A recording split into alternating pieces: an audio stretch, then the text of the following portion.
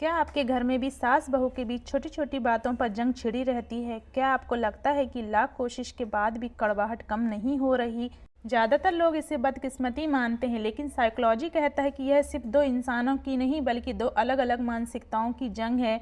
आज की वीडियो में मैं आपके साथ शेयर करने वाली उन साइकोलॉजी वजहों को जो इन रिश्तों में कड़वाहट पैदा करती है। मैं बताऊंगी आपको 7 साइकोलॉजिक रूल्स जो अगर आपने समझ लिए तो आपके घर के जो झगड़े हैं वो हमेशा के लिए ख़त्म हो सकते हैं। तो चलिए जानते हैं इस लड़ाई को शांत करने का असली फॉर्मूला।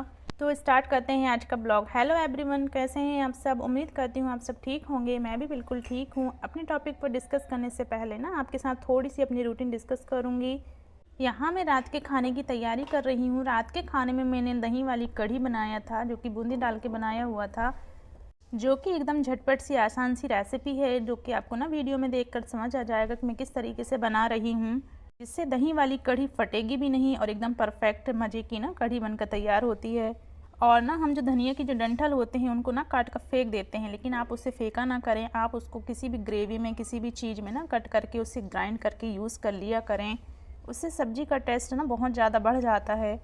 तो चलिए कुकिंग करते हैं, साथ ही अपने टॉपिक पर डिस्कस भी करते जाते हैं। पहला पॉइंट है अधिकार का क्षेत्र यानी टेरिटरी रूल्स।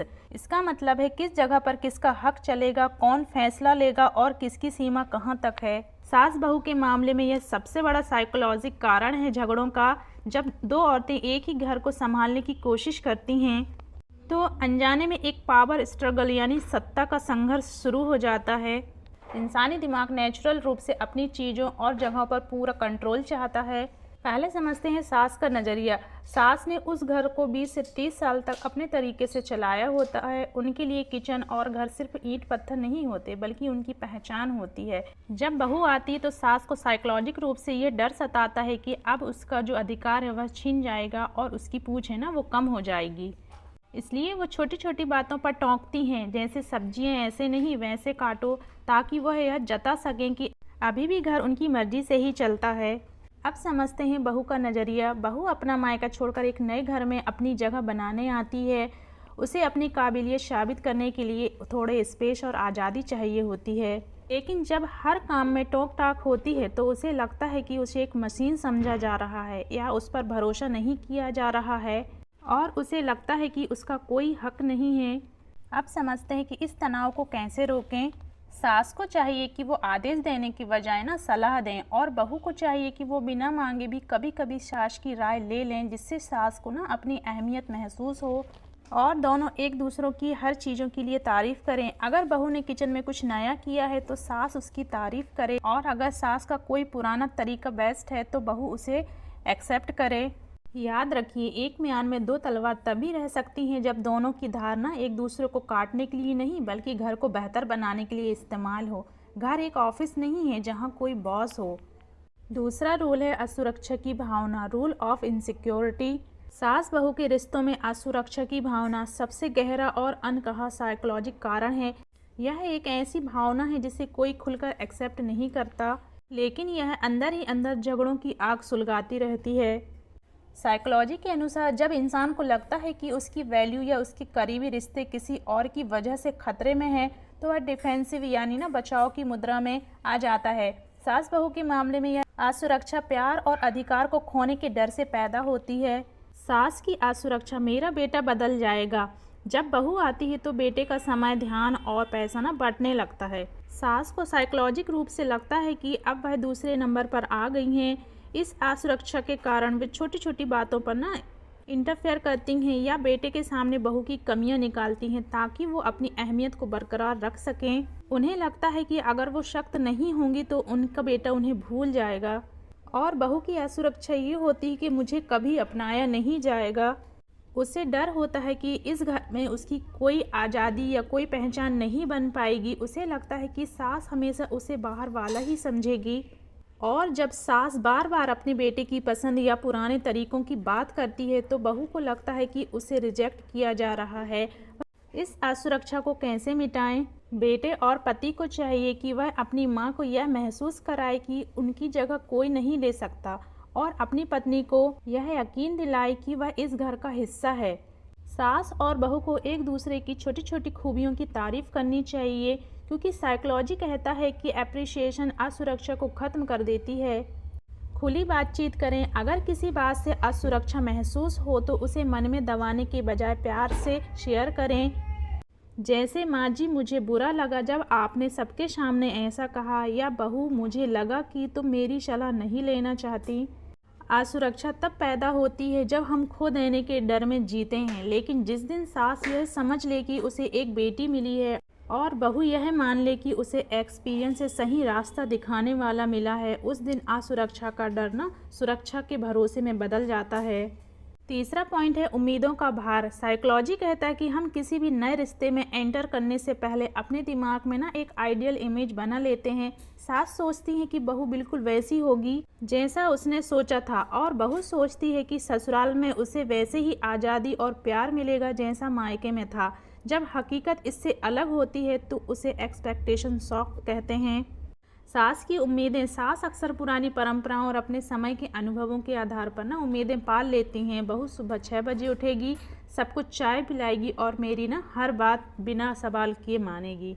और हकीकत, बहू कामकाजी हो सकती है, उसे अपनी नींद की ज़रूरत हो सकती है या उसके काम करने का तरीका अलग हो सकता है, लेकिन जब उम्मीदें पूरी नहीं होती तो सास को लगता है कि बहू ना उसका अपमान कर रही है। बहू की उम्मीदें होती हैं कि सासू माँ मुझे बिल्कुल मेरी माँ की तरह समझेगी, कभी टोकेगी नहीं और मेरी ना हर गलतियों को माफ़ कर देगी। लेकिन हकीकत बिल्कुल इसके अपोजिट होती है। जब सास टोकती है तो बहू को लगता है कि उसे निशाना बनाया जा रहा है।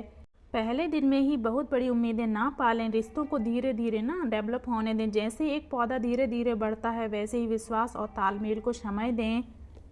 सास अपनी बहू की तुलना अपनी सहेली की बहू से ना करे और बहू अपनी सास की तुलना अपनी माँ से ना करे। हर इंसान का ना व्यक्तित्व, पर्सनालिटी अलग होती है, तो आप साफ स्पष्ट ना बातें कर सकती हैं। जैसे कि आप बोल सकती हैं, बहू क्या तुम कल सुबह जल्दी उठ सकती हो, या माँ जी क्या मैं संडे को देर तक सो सकती हूँ। रिश्तों में दरार तब नहीं आती जब प्यार कम हो जाता है। दरार तब आती है जब हमारी उम्मीदें एक दूसरे के व्यक्तित्व पर हावी होने लगती हैं। बोझ उम्मीदों का नहीं, उन्हें थोपने का होता है। चौथा नियम है बीच का रास्ता। जब सास और बहू के बीच अनबन होती है तो वे सीधे एक दूसरे से लड़ने के बजाय ना तीसरा इंसान, बेटा या पति को अपनी तरफ खींचने की कोशिश करती हैं। बेटा एक सैंडविच बन जाता है जिसे दोनों तरफ से दबाया जाता है।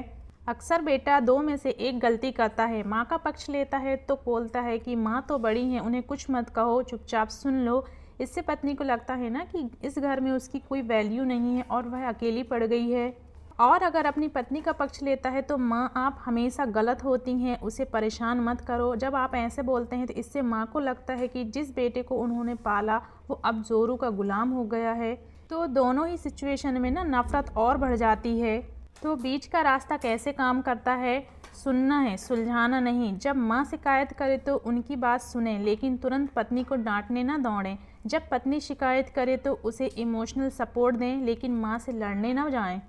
और आप अलग अलग बातचीत करें। माँ को अकेले में बताएं कि वह कितनी खास हैं और पत्नी को अकेले में बताएं कि आप उनकी मेहनत समझते हैं।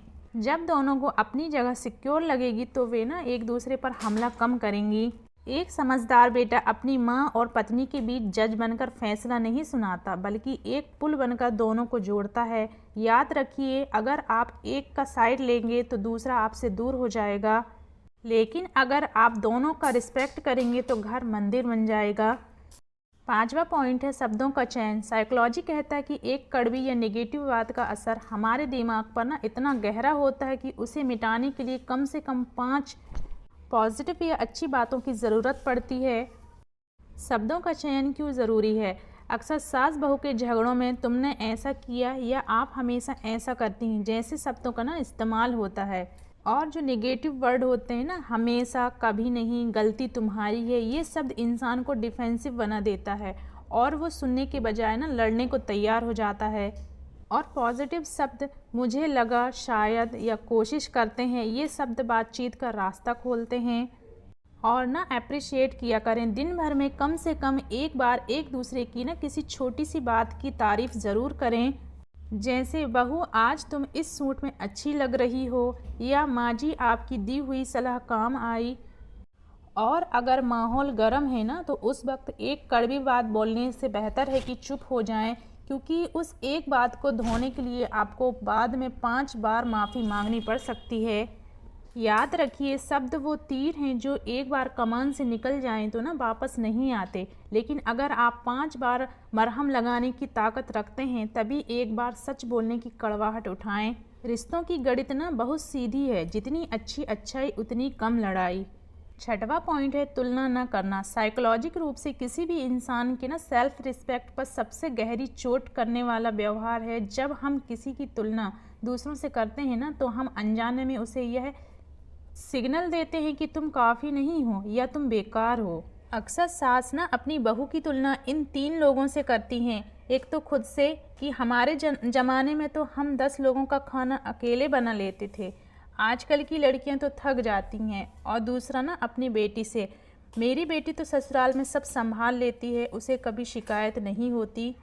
और तीसरा पड़ोस या रिश्तेदार की बहू से, उसकी बहू तो देखो कितनी सेवा करती है। तो ऐसे में ना बहू को लगता है कि उसे कभी एक्सेप्ट नहीं किया जाएगा, चाहे वो कितनी ही कोशिश कर ले। और बहू अक्सर अपने ससुराल की तुलना ना इन 2 जगहों से करती है। अपने मायके से कि मेरी माँ तो ना कभी ऐसे नहीं टोकती थी और वह मुझे पूरी आज़ादी देती थी।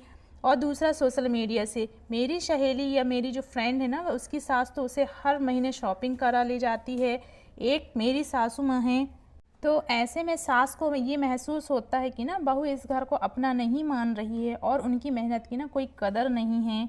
तो याद रखिए, गुलाब की तुलना ना कमल से नहीं की जा सकती। दोनों अपने अपने तरीके से खूबसूरत हैं। अगर आप अपनी बहू की तुलना किसी और से करेंगे तो आप उसकी वो खूबियाँ कभी देख ही नहीं पाएंगे जो सिर्फ उसके पास है।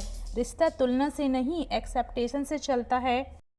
7वां पॉइंट है प्राइवेसी का सम्मान। एक दूसरे के कमरे में ना जाने से पहले हमेशा दरवाज़ा खटखटा लें, बिना पूछे अंदर ना जाया करें।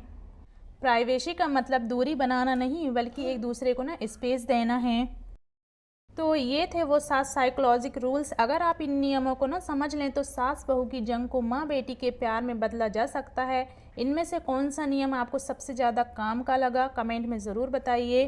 वीडियो को लाइक करें, मेरे चैनल को सब्सक्राइब कर लें। मिलते हैं नेक्स्ट वीडियो में। Okay, bye bye.